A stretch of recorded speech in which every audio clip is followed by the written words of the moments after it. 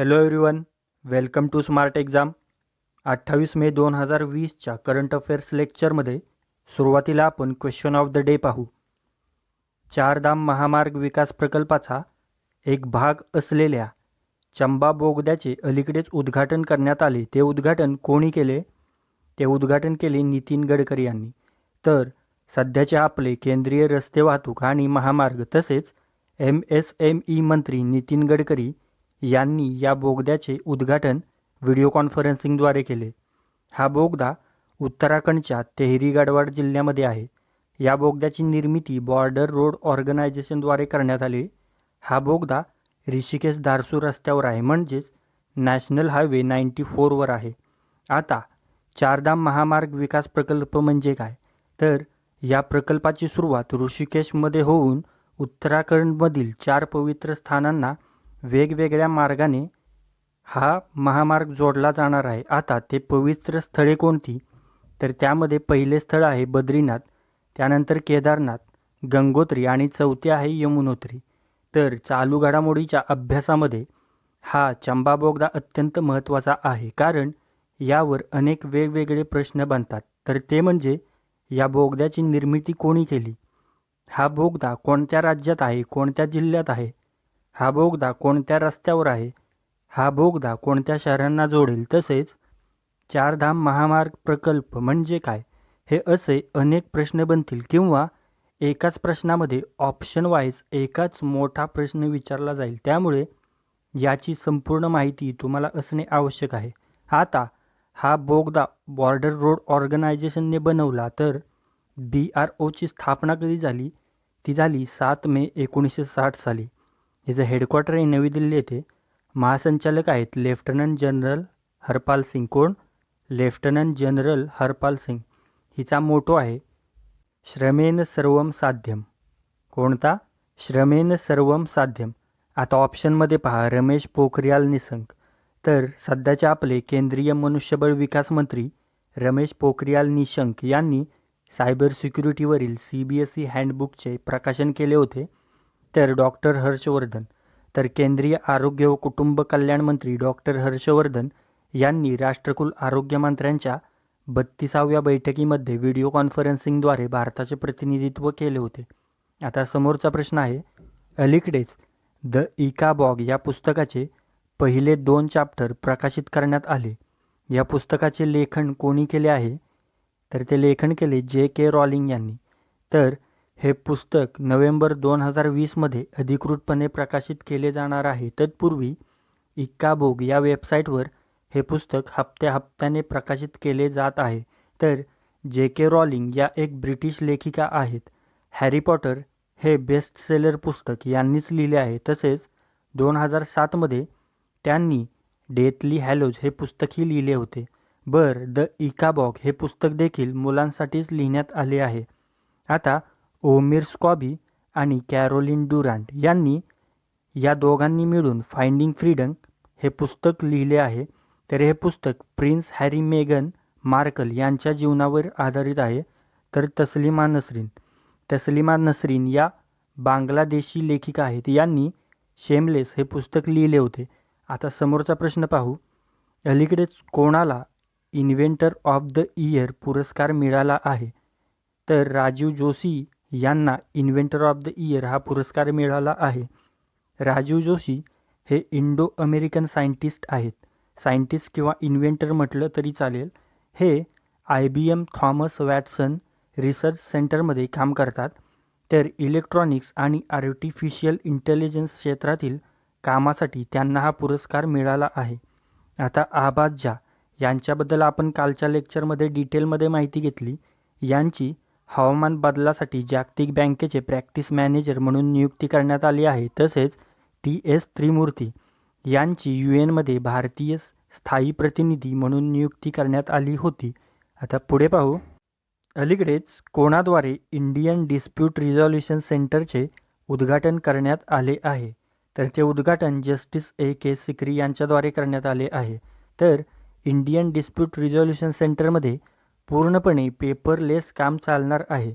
आता पंतप्रधान नरेंद्र मोदी यांनी निर्भर भारत अभियानाची सुरुवात केली होती. तसेच राष्ट्रपती रामनाथ कोविंद यांनी आपल्या पगारामध्ये कपात करण्याची घोषणा केली होती. आता समोरचा प्रश्न पाहू.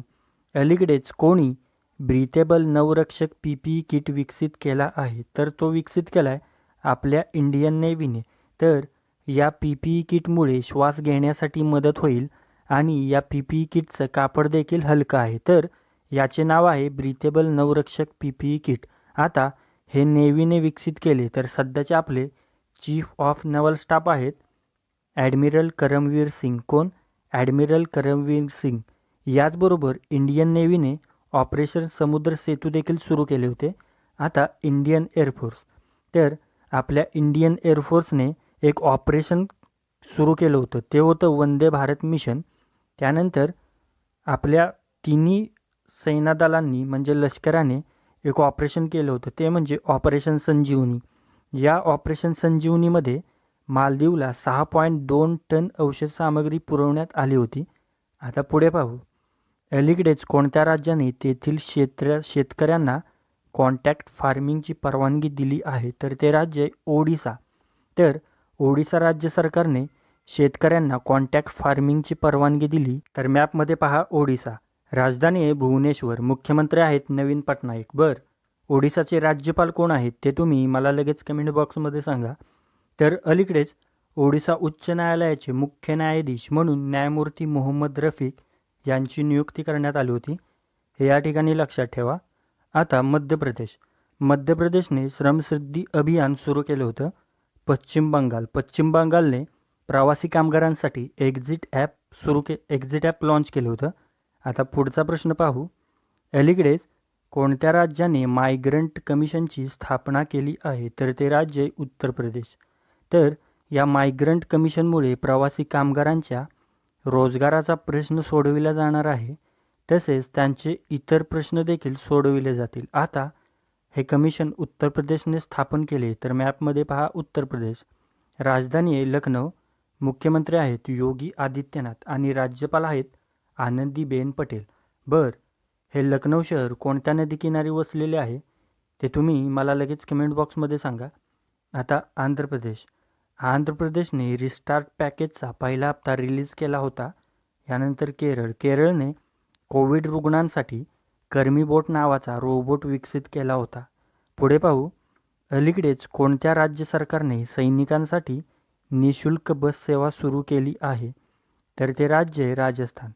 तर राजस्थानने सैनिकांसाठी निशुल्क बस सेवा सुरू केली आहे. तर मॅपमध्ये पहा राजस्थान. राजधानी आहे जयपूर. मुख्यमंत्री आहेत अशोक गेहलोत.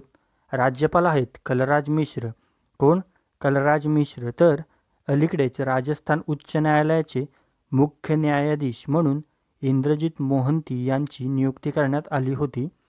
आता गुजरातने सुजलाम सुफलाम जलसंचार योजनेचा तिसरा टप्पा सुरू केला होता. हिमाचल प्रदेशने निगाह योजना सुरू केली होती. पुढे पाहू. अलीकडेच कोणत्या राज्याने तेथील हॉस्पिटल्समध्ये ऑक्सिजन पाईपलाईन प्रणालीची निर्मिती करण्याची घोषणा केली आहे? तर ते राज्य आहे बिहार. तर बिहारने तेथील हॉस्पिटलमध्ये ऑक्सिजन पाईपलाईन प्रणालीची निर्मिती करण्याची घोषणा केली. तर मॅपमध्ये पहा बिहार. राजधानी आहे पटना. मुख्यमंत्री आहेत नितीश कुमार आणि राज्यपाल आहेत फागू चौहान. कोण? फागू चौहान. आता महाराष्ट्राने मी अन्नपूर्णा योजना सुरू केली होती. त्यानंतर जम्मू काश्मीरच्या हवामान उपविभागात पाकिस्तान ऑक्युपाईड काश्मीरचा भाग समाविष्ट करण्यात आला आहे. यानंतर पुढचा प्रश्न पाहू. अलीकडेच गिगी सिमोनी यांचे निधन झाले. ते कोणत्या क्षेत्राशी संबंधित होते?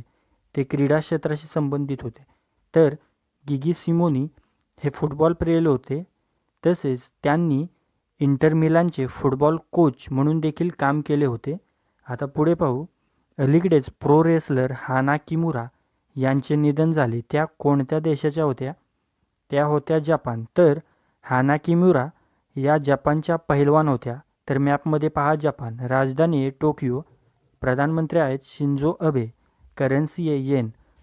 चालू घडामोडीसाठी जपानपासून अजून एक प्रश्न निर्माण होतो. तो म्हणजे जपानच्या संसदेचं नाव काय आहे? तर ते नाव आहे डाएट.